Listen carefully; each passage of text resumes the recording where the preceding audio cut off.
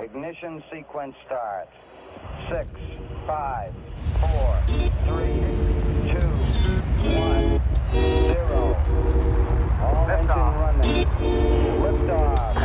Liftoff.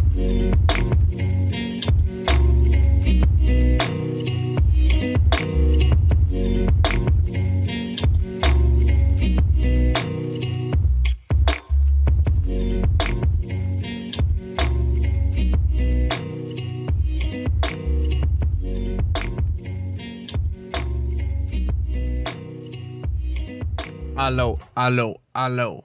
What's up, guys? Hunter Klein bringing you this week's episode of Interplanetary Monkeys, episode 31, I believe. I'm going to be completely honest with you guys. Last week's episode was weak.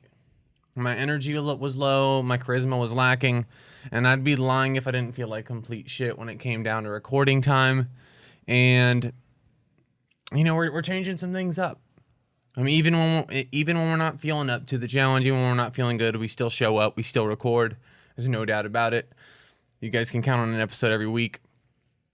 But it was just a rough one. I'm going to change up the time of my recording, how I go about writing, and more info on this and what I'm actually changing and doing on the Patreon, IP Monkeys Patreon page, or patreon.com/IP Monkeys. It's more behind the scenes information for y'all. It's more like what we're doing, how we're adjusting. But bottom line, episodes are still out every Monday. Nothing changes for your average viewers or your average or your newcomers. All right? But what's up, y'all? I hope everyone's doing well. And guys, I think I'm doing well. But I have a major problem right now in my life. And this problem is that I am an expert at spotting my own bullshit. To the point where my internal dialogue won't let me chill, it won't let me relax, won't let me enjoy leisure without making me feel like absolute shit. Okay? There is this part of me that feels like I need to chill out at the end of a long workday, right? I grind, I record a podcast episode, I do all this stuff, you know, and I need to release, I need to wind down. I do young people stuff, play video games, watch YouTube, Netflix, whatever it might be. But there's this hungry little warrior in me that just hangs over my shoulder as I do these leisure activities, as I try to chill out, hang out. And as I'm trying to relax, it's saying to me, Hunter, what about the Instagram for the podcast? You could be posting podcast clips right now. You could be making podcast ads right now. You know, you have progress to be made, and you're spending time, you know, playing a video game or watching this show on YouTube. It won't let me chill out, friends. Okay, and this is that line I mentioned a few weeks back. It's this constant battle in my head right now between am I doing too much or am I not doing enough? And it's a very, very interesting little situation and an interesting gray area I'm trying to navigate right now. This line between being too motivated, and, you know, losing out on some of like the luxuries of life, or being too relaxed and not making enough progress towards my goals. Right now, I have so much fear about the future and so much fear about not being successful or not reaching my full potential that I'm reaching to the earlier, and that is, you know, leaning toward less leisure and more work. And what I'm trying to figure out about myself is this, you know, right up until like this week, you know, I thought without a doubt that at the end of a long work day, the best thing for me to do was to take a break. I need my release. We all need our release. But the entire time, every time I try to release via YouTube, video game, whatever it might be, I'm thinking about the progress I could be making. And not only that, but I feel like shit for it when going to bed the next day. So what I think is benefiting me, what I think I need, or this release, is actually just in the long run making things worse.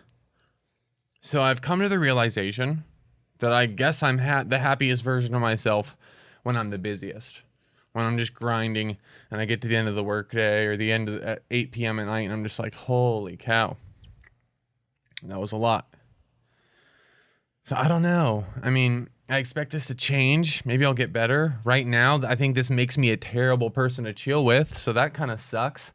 But I think this is just the young human thing, guys. I think we will improve, learn, and grow. We'll balance work motivation with leisure, relaxation, or chilling. Balance that drive and work with our my life and relaxation, and it will come. We're patient, guys. You know, we're not going to rush these things. I'm a young individual still. We have a lot of time to grow and move forward, as old as I might feel. You know, I want to talk to you guys about human generations. Okay. Millennials, Gen Z, Gen X, Gen whatever the hell they're naming them. It's not really too important for the discussion. I think if I were to self-identify with this, being born in 97, I'm technically a Gen Z. But the categories are irrelevant, okay? I want to talk about this constant conversation being thrown around that new generations are ruining the world with their obsession towards technology, okay? The constant phrases that older individuals or boomers are saying is there's too much technology in today's world, right? We used to play outside and yada, yada, yada, all right? Young people are too sensitive. They're always on social media. Back in my day, we used to fetch water by the river or whatever. The point is that to you older generations, I'm not trying to come off as an asshole here. I'm sure, again, I'm not being sarcastic here. I'm sure your childhood was really hands-on, and that's awesome, right? There's benefits to your experience of, you know, adolescence being very raw and in nature and very hands-on. And I'm sure it made you a really hardy person. But the fact that we, newer generations, created this world, that the blame is being put on us, right? That you are looking at kids on tablets and being disgusted at them for their obsession with technology is ludicrous. Okay, the fact that new generations created this world is wrong. And frankly, it's so easy to pass the blame onto us. Okay, so here's my point, okay? The technologically obsessed current day world is being blamed on newer generations like we came out of the womb. Like, where's my fucking tablet? I want to play Animal Crossing. Make me an Instagram profile right now. Okay? I want to make this point very clear. Millennials, Gen Y, Gen Z, anyone born after 1994, we did not make these cultural norms in this technology-obsessed world. We were born into it. Okay? We were placed into it. Okay? You gave us the tablet when we were crying so you could get us to shut up. You gave us the Game Boy at 6 years old so we would get out of your hair. And you gave us the fucking $1,100 iPhone when we were in 4th grade. Okay? Now, is this bad? I don't think so. I think the opportunities of technology are beautiful. But the logic here, where we end in this conversation, the fork that we reach, is two options. There are two options for you older generations, and that is either A, stop complaining about the new era of technology and see the benefits. Bask in the glory of the world that you created and the opportunity that you created. Or B, still, you can continue to bitch about the world of technology, but stop placing the blame on those growing up in the world that you created, that you placed us in. It's that simple. I don't even want to have this conversation, guys, and I can't believe we still honestly are.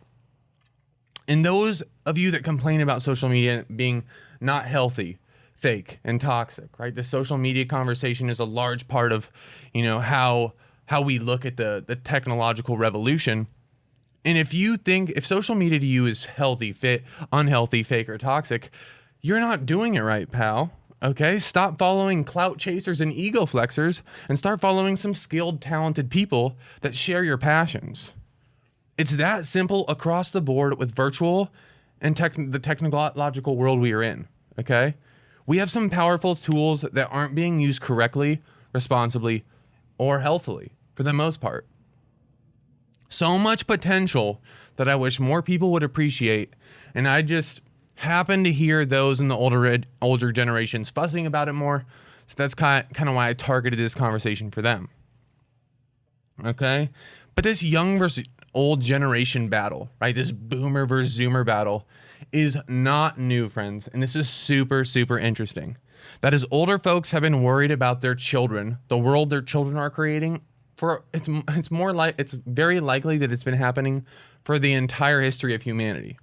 Okay, and the reason I say this is because one of the oldest short stories ever physically found in human history is about 4,000 years ago, a story from 4,000 years ago. The oldest short story ever found is about an old man bitching about the younger generation and how they were going to ruin the world that they created. This is 4,000 years ago. I can't imagine what they were bitching about. It was something other than technology, but it was probably this similar argument that all these kids are just wrapped up in their technology. They don't even talk anymore. So should we be worried about the world that our children are growing up in and about their lives and what the world's going to look like when they grow up? This time of technological immersion and constant online connection? Probably not. All right, history would tell us not to, with all things considered.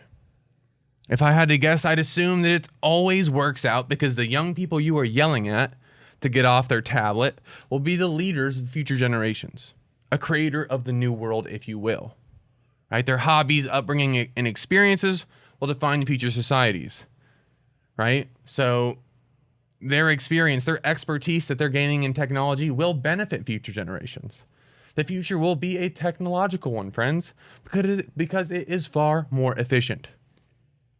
And because technology holds beautiful, beautiful, beautiful implications for society. All right? And I'm on the very positive side of this argument. And I've been talking about this for years. You can go back to my first podcast, Conversations on Curiosity, where I hammer this. You want to know what the most beautiful part of technology is to me, in my opinion? It is the ability to personalize your world, friends. Okay?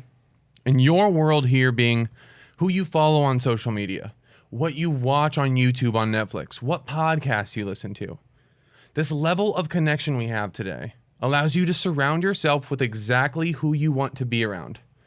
And I don't care that it's virtual, okay? I don't need your physical contact to get value from you, all right?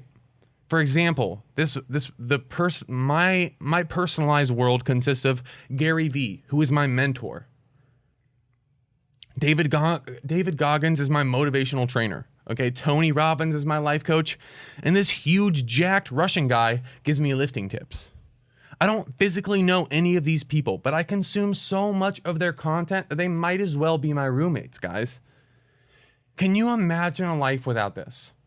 Can you imagine living in 1960? Can you imagine your friends, your community, the people you're surrounded with being limited to the people on your block or in your town? You have to get algebra advice from Big Mitch down the block who keeps getting caught up with methamphetamines, but he's the only dude in your class who got above a B on the last test. Can you imagine a life like that? Can you imagine this, guys? You have to learn how to swing a bat from Richard that lives by the pool, who's never played a baseball game in his life, but he beat backyard baseball on PC, and that's the best you got? Guys, we live in such a beautiful time. You can learn math from the world experts. You can learn how to swing a baseball bat from MLB professionals from your room. The cap on your abilities, knowledge, and potential skills is no longer confined to your neighbors or who you have met in person. We live in a world of almost infinite potential, yet people still choose to bitch about the dark sides of today's technology and the virtual world. Get out of here. Guys, we don't have time for this, okay? Exploit the positives and change your fucking life, friends. That's all there is to it. And I hate that I'm on this motivational wave right now, but I'm going to keep writing it. This is huge for me, okay?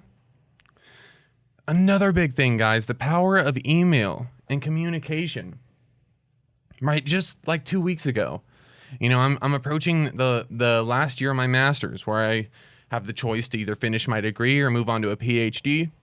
And I want to learn about potential career options. And I'm interested in athletic performance. So who is better to go to than the dietitian for the Phoenix Suns and the Utah Jazz?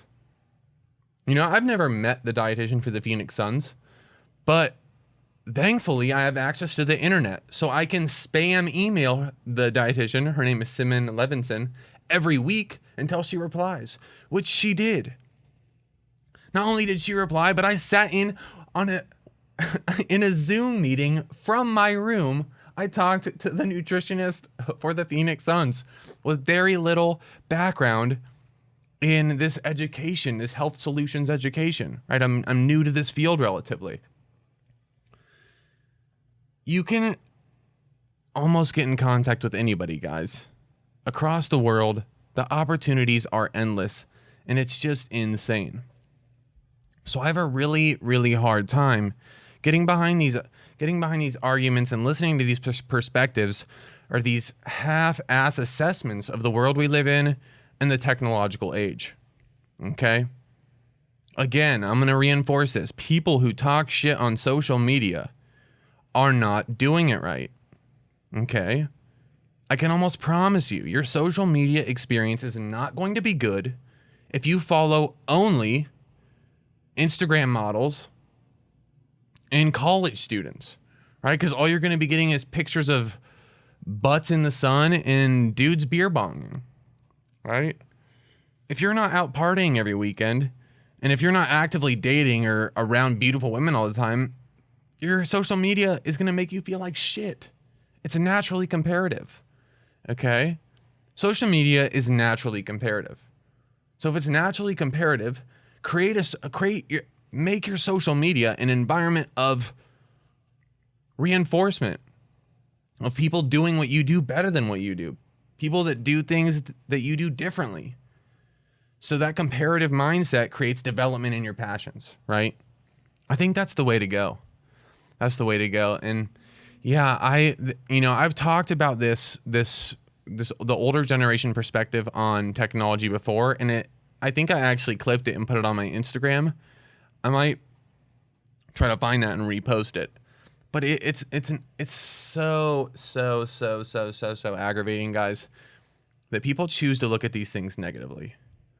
Perspective is the name of the game, and you can find there's always a duality to everything, guys. For example, let's go with modeling. Okay, you can either look at modeling as a glorified photo prop, a glorified mannequin, or you can look at modeling as a way to artistically express yourself and create lasting images that convey messages to people. All right, those are two very opposing opinions that are you could justify both, but one is just shitty and not fun to be around and does you no good. So, yeah, I think unfortunately, not unfortunately, but in a very corny way, it just comes back to being positive about things and having the right outlook on things. What else is going on, guys? Some current events. I don't know if you guys saw, but last week we talked on virtual security, right? And some Twitter hacks happening. I actually learned more about this, and I didn't realize that I actually got tricked from the scam, from the hack. So what happened is a lot of high-profile Twitter users, including like Elon Musk, some other really big names, got hacked by a cryptocurrency company that posted a bunch of memes and information about how this cryptocurrency was the future. So the stocks rose immensely.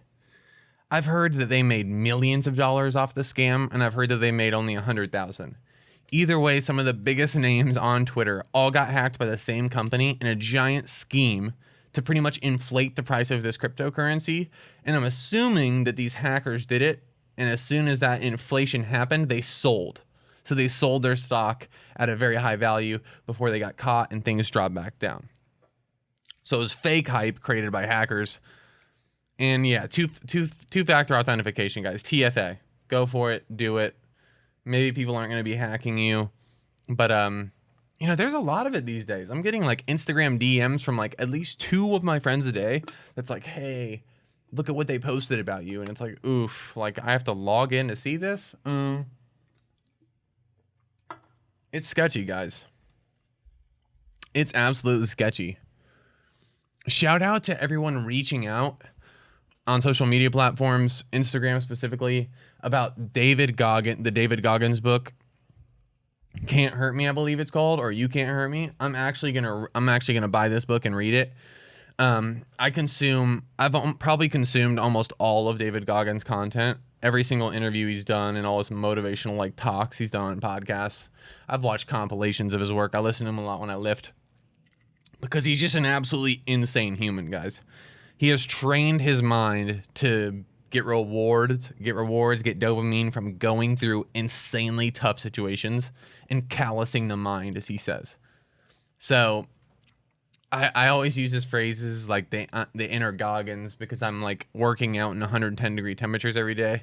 So every day I'm just like, good. Inner Goggins. Release the inner Goggins. I've been posting it enough that almost like 5 or 6 people have reached out and said that they're reading the book and they love it. So I'm going to get it. I just have to be in the right headspace or something like that because I will just get consumed by it, guys.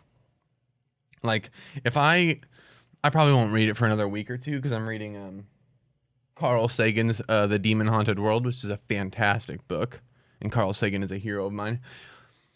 But I'll probably wait. It'll probably be around 2 weeks that I get David Goggins' book. And you will know when I get it because that week's episode of IP Monkeys will most likely be just a glorified motivational speech.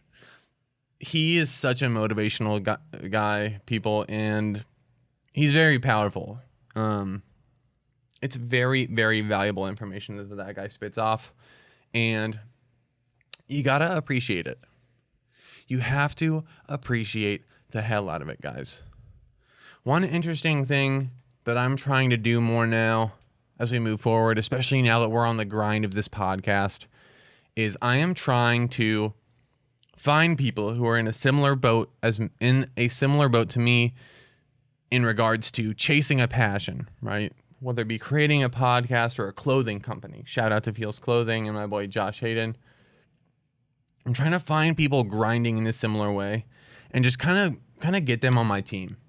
I constantly communicate to them, constantly give them props, because in society today we have this interesting dynamic where we do not champion, we do not celebrate people on the journey to success.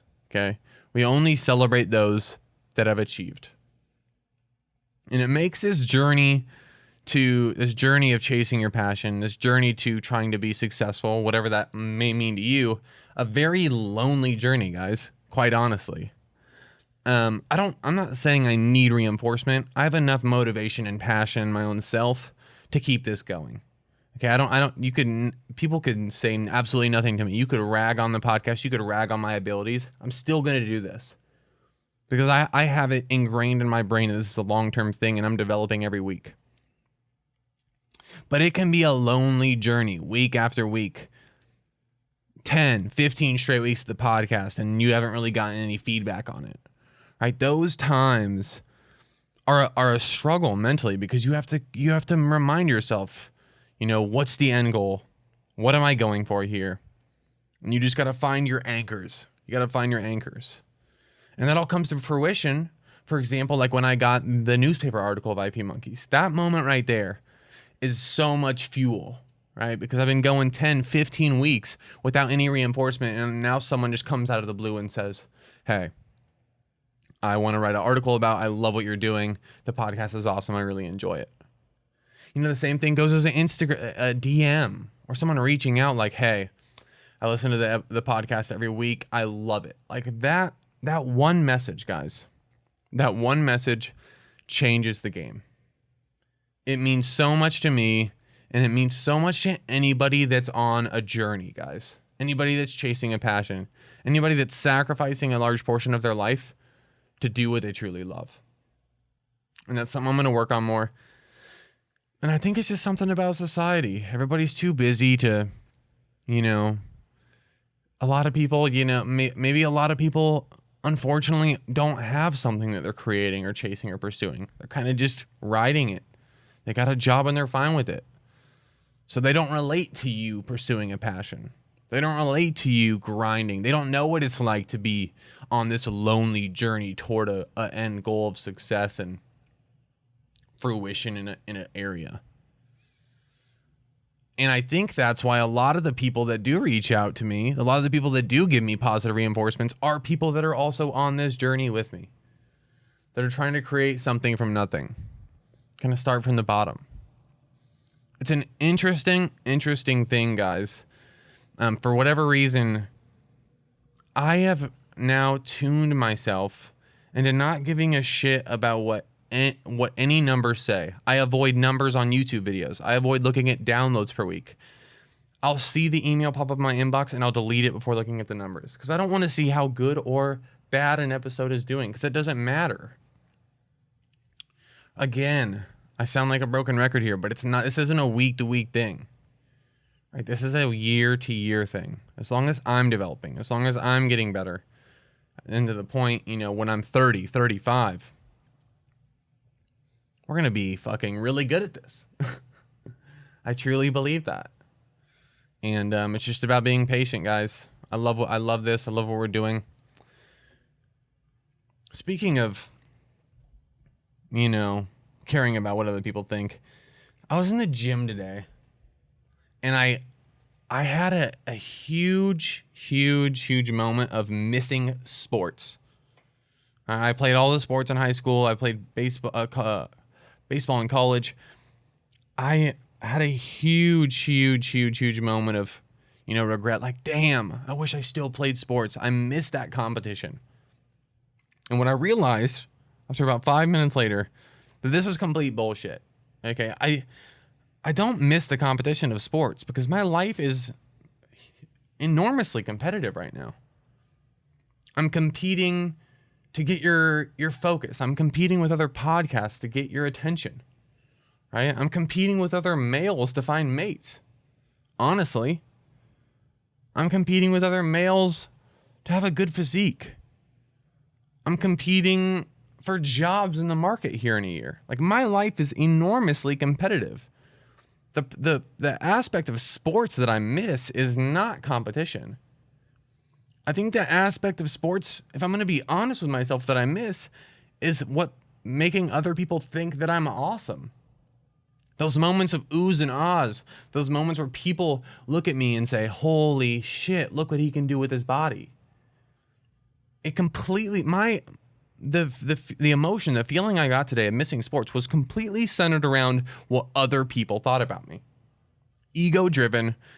I miss being that guy on the base. I miss throwing that, striking that guy out at the plate and fucking walking off the mound like a complete badass. And after I had this realization, I realized that I do not miss playing sports.